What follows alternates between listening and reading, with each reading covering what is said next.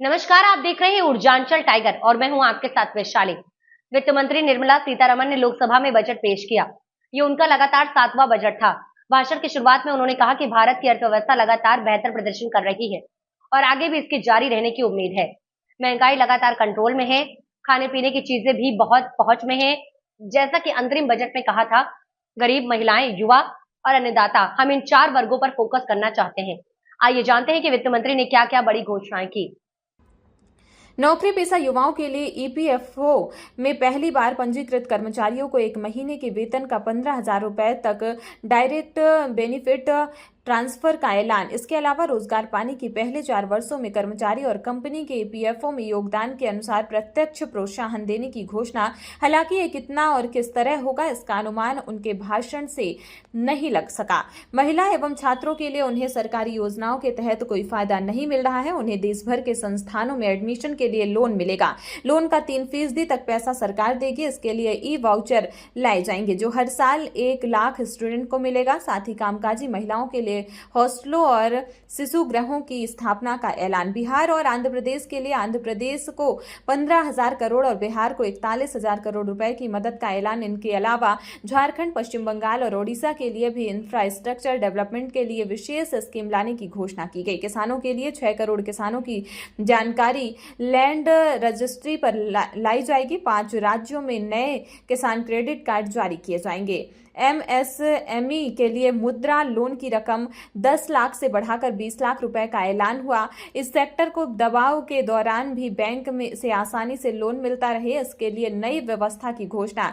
MSME तथा पारंपरिक कारीगरों के लिए पब्लिक प्राइवेट पार्टनरशिप मॉडल के तहत ई-कॉमर्स केंद्र खोले जाएंगे, जहां ये अपना माल आसानी से अंतर्राष्ट्रीय बाजार में बेच सकेंगे। महिलाओं और लड़कियों के लिए लाभ पहुंचाने वाली योजनाओं के लिए 3 लाख करोड़ रुपए का प्रावधान है। आदिवासियों के लिए आदिवासी समुदायों के सामाजिक आर्थिक स्थिति में सुधार लाने के लिए प्रधानमंत्री जनजातीय उन्नत ग्राम अभियान का ऐलान। यह योजना आदिवासी बहुल गांवों और जिलों में आदिवासी परिवारों के लिए 63,000 गांवों को कवर करेगी, जिससे 5 करोड़ आदिवासी लोगों को लाभ मिलने का अनुमान है। रोजगार और कौशल प्रशिक्षण, सरकार ने रोजगार और कौशल प्रशिक्षण पर विशेष ध्यान दिया है।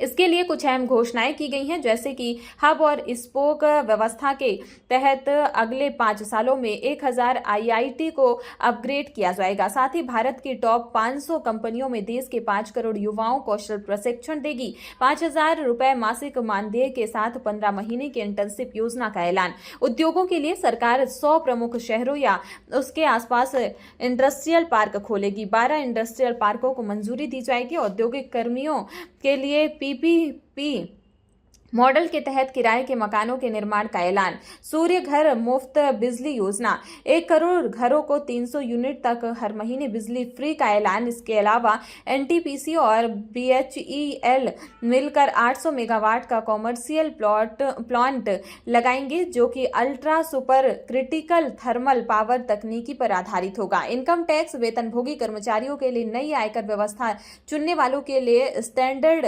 डिडक्शन बढ़कर 75,000 रुपए हुआ। फैमिली पेंशन पर स्टैंडर्ड डिडक्शन बढ़कर 25,000 करने का ऐलान। साथ ही सोने और चांदी पर सीमा शुल्क घटाकर 6% किया गया, जिससे भविष्य में इन दोनों के दामों में गिरावट के आसार हैं। नई स्कीम के तहत टैक्स स्लैब में भी बदलाव हुआ। नई स्लैब के तहत 0 से 3 लाख तक कोई टैक्स नहीं देना होगा। 3 से 7 लाख रुपए तक 5%, 7 से 10 लाख रुपए तक 10%, 10 से 12 लाख रुपए तक 15%, 12 से 15 लाख तक 20% और 15 लाख से ज्यादा की सैलरी पर 30% टैक्स लगेगा। Registries. Further, the issuance of Jan Samarth based Kisan credit cards will be enabled in 5 states. Shrimp production and export. Financial support for setting up a network of nucleus breeding centers for shrimp brood stocks will be provided. Financing for shrimp farming, processing and export will be facilitated through NABARD. National Cooperation Policy. Our government will bring out a national cooperation policy for systematic, orderly and all-round development of the cooperative sector. fast-tracking growth of rural economy, and generation of employment opportunities on a large scale will be the policy goal.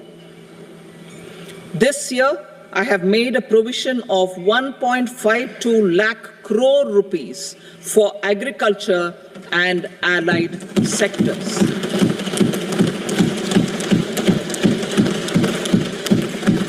Priority 2, employment and skilling. Employment-linked incentive. Our government will implement following 3 schemes for employment-linked incentive as part of the Prime Minister's package. These will be based on enrollment in the EPFO and focus on recognition of first-time employees and support to employees and employers. Scheme A, first-timers. This scheme will provide 1 month wage to all persons newly entering the workforce in all formal sectors.